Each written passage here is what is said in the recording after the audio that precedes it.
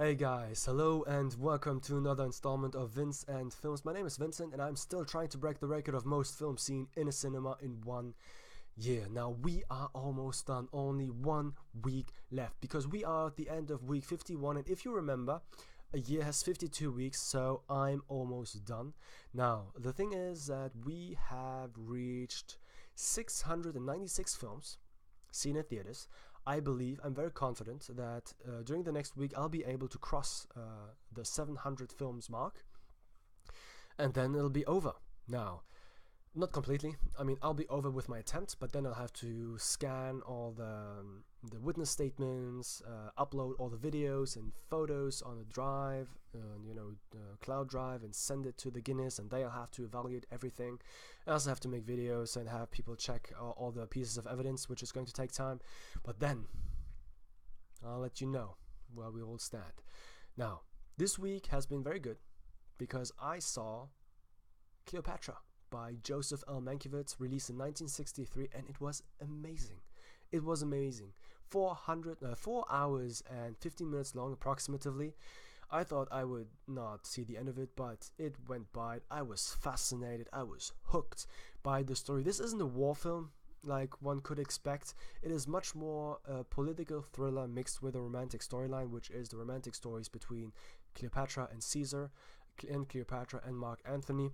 And the political thriller is that throughout the film, it's basically the story of Cleopatra with the Caesar in place at the time, whether it's Caesar as we know him or Mark Antony, trying to get her spouse to become the emperor of the Roman Empire and to rule the Roman Empire with Egypt as, emperors.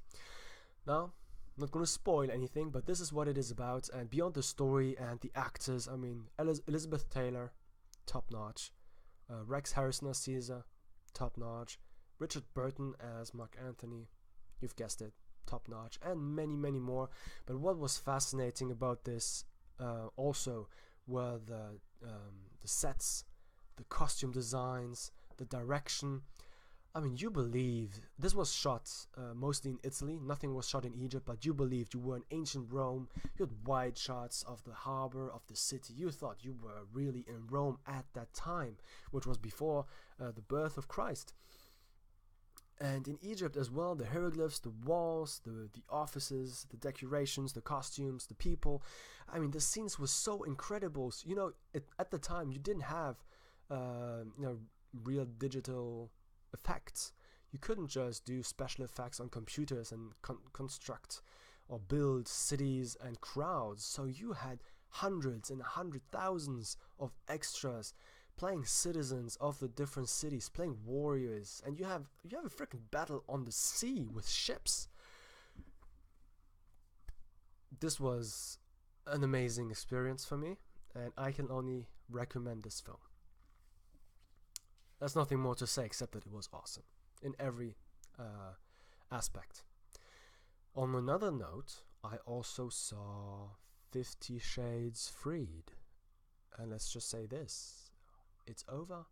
50 Shades is now over. Now, I have to admit, I did not hate it as I thought I would. It's not worth mentioning any further, which is why I'm going to talk about another film that is definitely worth mentioning, which was The Secret of the Marrowbones, directed by Sergio G. Sanchez, actually helmed by a Spanish team, but with English-speaking or American actors. And it was very good. Very big surprise, because I thought it was going to be a horror film, but it is much more than that. There are some horror elements to it, but it is more of a family thriller drama, telling the story in the 1950s, where you have this family with a mother and her 3 children who moved to the United States from Europe. I don't remember if it's Ireland or England or something like that. They settled down there, and I can't recognize because I saw the film in French, unfortunately, dubbed in French, so I don't know what accent it was. Because they want to escape the abusive father of the family, so they moved to the house where the mother grew up, which is very remote. And one day, the mother passes away, but the older son isn't over age yet. So technically, he wouldn't be able to keep the family together, and they would have to go to foster homes. So they decide to hide the fact that the mother died, and throughout the film you have spooky events that happen. They hide the glasses, the mirrors and everything, because in the attic seems to be something that is unnatural and is really, really spooky. And throughout the film, trying to keep the family together, hide the fact that the mother is dead, and dealing with this element. And let's just say I was amazed by what the story brought. I mean, if you think about it, the twists and story elements aren't necessarily new or original per se, but the way the story is told, I didn't care, and I was surprised by how the story turned out and what was revealed. And that just made the film a great experience, especially since I was just hooked and emotionally involved with the characters. I liked them, I was engaged, and really wanted to know what happened to them and what all this is about and how they're gonna manage this being that seems to be in the attic. And it is a great film that I can only highly recommend as well. Now, this is it for this week. Just 1 week left, like I said, and the last film, I can tell you the last film is going to be, I don't know if I told you last week, but the last film now I know is going to be The Lord of the Rings on Thursday, so I will have a video next Wednesday before that. But the last film is going to be The Lord of the Rings, Return of the King, the extended version, which is awesome to finish this record with. I'm really excited. So I'll tell you more about this next week. Thanks for watching or listening. See you soon. Salut.